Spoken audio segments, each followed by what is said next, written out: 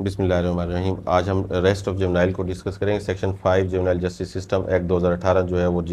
Rest of جیونائل کے حوالے سے ڈیل کرتا ہے، اور اس میں جو ہے آپ جانتے ہیں کہ نارملی جو بھی اکیوز جو آفینس کمٹ کرتا ہے اس کو یا تو انویسٹیگیشن پوائنٹ آف ویو سے جتنی دیر اس کی انویسٹیگیشن چل رہی ہے اس کو تھانے پر رکھا جاتا ہے، اس کے بعد اس کو جیل بھجوا دیا جاتا ہے۔ لیکن جیونائل جسٹس سسٹم جو ہے اسپیشل میئرز جو ہے جیونائل کے حوالے سے پرووائڈ کرتا ہے، اور وہ یہ ہے کہ جیونائل کو کسی صورت بھی جو ہے وہ جیل یا پولیس اسٹیشن پہ نہیں رکھا جائے گا، بلکہ اس کو آبزرویشن ہوم میں رکھا جائے گا۔ یہ جسٹ لائک کا پولیس اسٹیشن ہی ہوتا ہے، لیکن اس میں جو ہے اس کو آبزرویشن ہوم میں رکھا جائے گا جہاں پر جو ہے اس کی کسٹڈی پولیس کے پاس نہیں ہوگی، اور بلکہ اس کو جو ہے ایک سیف ہینڈ میں رکھا جائے گا، کیونکہ جیونائل ہے اور جیونائل کے لیے اس قانون نے اسپیشل میئرز پرووائڈ کیے ہیں۔ اور جیسے ہی ایک ملزم کو اریسٹ کر لیا جاتا ہے اور وہ جیونائل ہے، تو فوری طور پر ایس ایچ او نے جو ہے پہلا کام وہ کرنا ہے، وہ ایسا کرے گا کہ فوری طور پر اس کے لیگل گارڈین یا لیگل ایئرز کو جو انفارم کرے گا time date and place of producing the juvenile accused before court, کہ وہ کس وقت کس عدالت میں اس کو پیش کیا جائے گا۔ یہ تمام کی تمام جو ہے وہ فیکٹس جو ہیں اس کے relevant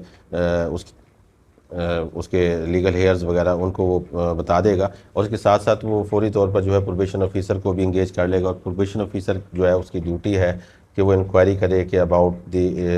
information relevant to the juvenile, کہ جیونائل کے حوالے سے وہ انفارمیشن اکٹھی کرے کہ آیا کہ اس کا تعلق جو ہے وہ جیونائل جو ہے وہ کسی ایکیوز فیملی سے ہے یا کرمنلز کے ساتھ کا کوئی تعلق ہے، یا کسی بھی حوالے سے اس نے جو ہے یہ آفینس آیا کہ جان بوجھ کے کیا ہے یا مس انڈرسٹینڈنگلی یا کس طرح غلطی سے ہو گیا۔ تو ان تمام حوالے سے جو ہے وہ انفارمیشن اکٹھی کرے گا، اور سیکنڈلی جو ہے میٹیریل سرکمسٹانسز کو دیکھے گا کہ اس نے کن حالات میں یہ جرم کیا، آیا کہ یہ اتنا اس کرمنل انٹینشن اس ملزم کی تھی کہ آفینس کمٹ کر سکے، اور اگر وہ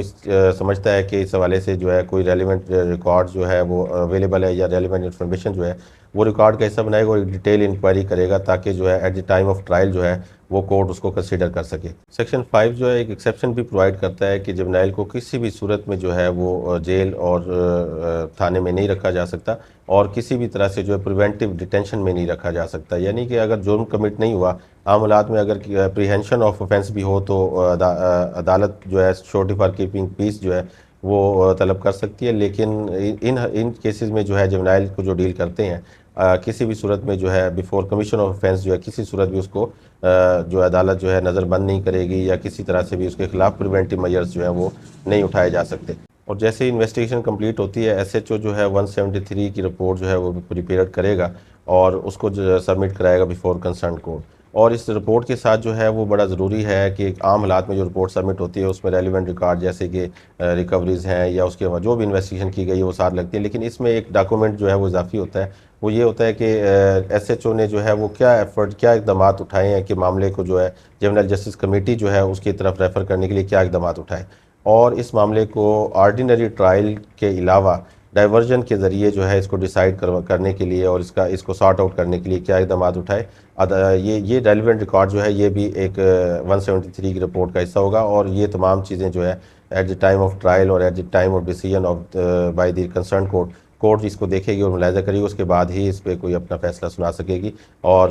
کورٹ نے ان تمام مٹیریلز کو جو ہے وہ ڈسکس کرنا ہے اور ان تمام چیزوں کو جو ہے مد نظر رکھتے ہوئے فیصلہ کرنا ہے۔ تو اب تک کے لیے اتنا ہی، اپنا خیال رکھیے گا، اللہ نگہبان۔